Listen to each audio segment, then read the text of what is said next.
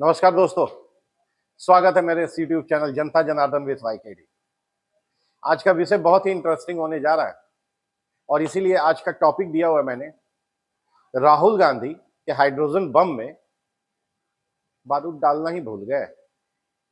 मतलब जिन लोगों ने भी ये वोट चोरी का कंसेप्ट दिया, कहीं ऐसा तो नहीं है कि फिर से इनको कोर्ट जाके माफी मांगना पड़े कि ये भारत की एक संवैधानिक संस्था इलेक्शन कमीशन ऑफ इंडिया को बदनाम करने का ये कोई एक बहुत बड़ा इकोसिस्टम तो काम नहीं कर रहा है। क्योंकि जब इन्होंने चौकीदार चोर है का नारा लगाया, वहां कोर्ट पे जाके माफी मांगना पड़ा, इस मुद्दे से वो भाग गए, टिके नहीं रहे। उसके बाद राफेल को लेकर के, जो कि हमारे भारतीय नौसेना के लिए एक ऊर्जा, एक ताकत, एक पावर देता, उसको लेकर के एक कंफ्यूजन क्रिएट करने का कोशिश किया गया कि इसमें बड़ा घपला है, ये है, वो है, बहुत पल्ला चिल्ला, बहुत सारा चीज। उसको भी जाकर के इनको कोर्ट में माफी मांगना पड़ा। सावरकर को लेकर के इनको माफी मांगना पड़ा। मतलब इनके बैक ऑफिस में बैठे हुए जो लोग भी प्लानिंग करते हैं, क्योंकि ये सिर्फ राहुल गांधी के दिमाग का उपज नहीं हो सकता।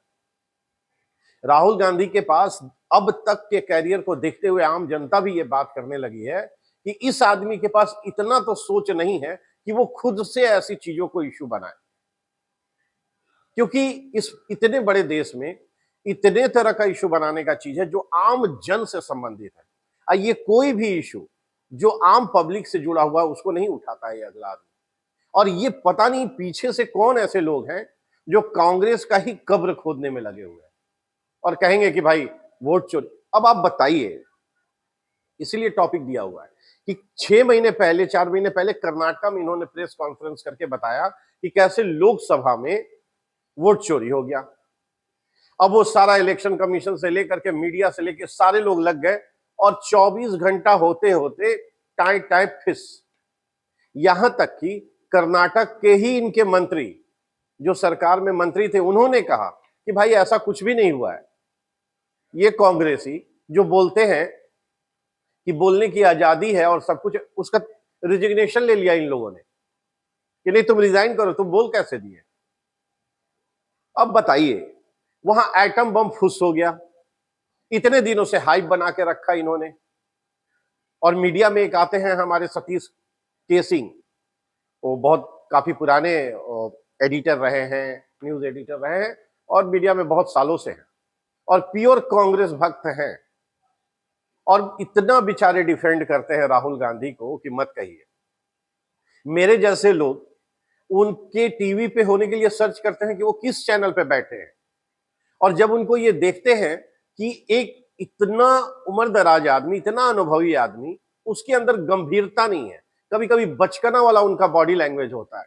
वो जिस तरह से आंखों को चमकाते हैं, जिस तरह से मुंह बनाते हैं, जिस तरह से सामने वाला कोई बोल रहा हो उस पर रिएक्शन देते हैं, आश्चर्य होता है कि राहुल गांधी के तर्कस में भी ऐसे ही लोग तीर हैं जो कि फ्रंट पे लीड करते हैं और लोगों को नैरेटिव बनाने की में मदद करते हैं। अब बताइए, हाइड्रोजन बम आएगा, हाइड्रोजन बम आएगा, हाइड्रोजन बम आ रहा है, पूरा मीडिया में हाइप चला। लास्ट में हाइड्रोजन बम आया, पूरा लोड फोड होकर के आया, सब पत्रकारों के सामने बैठ के हॉल में हाइड्रोजन बम पे चर्चा शुरू हुआ। वो पूरा एकदम ट्रॉली में भरा हुआ प्रिंट आउट पेपर, कितना बर्बादी हुआ होगा उस इंक का, प्रिंटर का, और जिस प्रिंटर से प्रिंट निकला हुआ वो रोता होगा साला, अरे बाप तुम हमको काहे रुला रहे हो, ये सब बेकार है। मतलब क्या बोला जाए। और पूरा प्रेस कॉन्फ्रेंस करने का फिर वही हुआ। 24 घंटा होते होते जिन लोगों को भी इन्होंने दिखाया, वो एक विदेशी पत्रकार का लेकर के बताए कि वो 22 बार वोट दिया। बताइए प्रैक्टिकल, अरे आप बोलते हो तो सोचो कि बोल क्या रहे हो। हाँ, ये ठीक बात है कि भाई नाम किसी का, फोटो किसी का, तो ये इलेक्शन कमीशन ऑफ इंडिया बैठ के कर रहा है। ये स्टेट लेवल पे जो नीचे ऑफिस में होता है वो चीज होता है। मेरे यहाँ भी जो वोटर कार्ड आया, कई बार मेरे पिताजी का नाम हिंदी में कुछ और है और इंग्लिश में कुछ और है, फिर उसको करेक्शन के लिए दिया गया।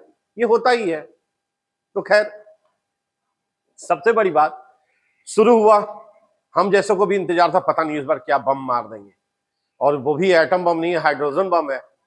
चला लगा कि मूली बम हो जाए। मूली खा के पाद मार दिया अगला, एकदम बदबू फैला दिया, पूरे अपने किए हुए इकोसिस्टम को ही बदनाम कर गए। 24 घंटा होते होते उन जिन लोगों का भी इन्होंने नाम लिया, सब निकल निकल के आके बोला नहीं नहीं नहीं, ऐसा कुछ भी नहीं है, कोई वोट चोरी नहीं है। किस स्टेट का? हरियाणा चुनाव को लेकर के, जिसका कि अब 7 महीने 8 महीने से ज्यादा का समय हो गया। चुनाव है बिहार में, उसका कोई इश्यू नहीं अगला उठा रहा है। चुनाव है बिहार में, जाकर के मध्य प्रदेश में संगठन सृजन कार्यक्रम कर रहे हैं, मतलब कोई गंभीरता नहीं है अगले के अंदर। संगठन सृजन करो ना, आप बिहार का चुनाव अब प्रचार सब खत्म हो गया, अब तुम करो, दम भर करो यार।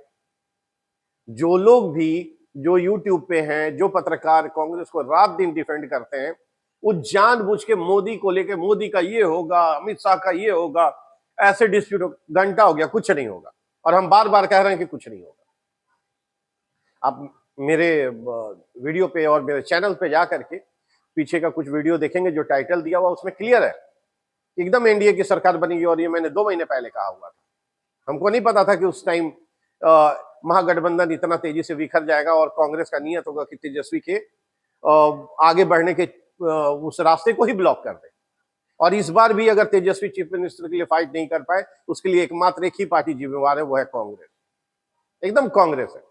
और देखिएगा चुनाव खत्म होते होते तेजस्वी यादव, राष्ट्रीय जनता दल नहीं कांग्रेस के पिछवाड़े पर लात मारी तो मेरा नाम बदल दीजिएगा, देखिएगा ये गठबंधन टूटेगा और इसका असर यूपी में भी पड़ेगा।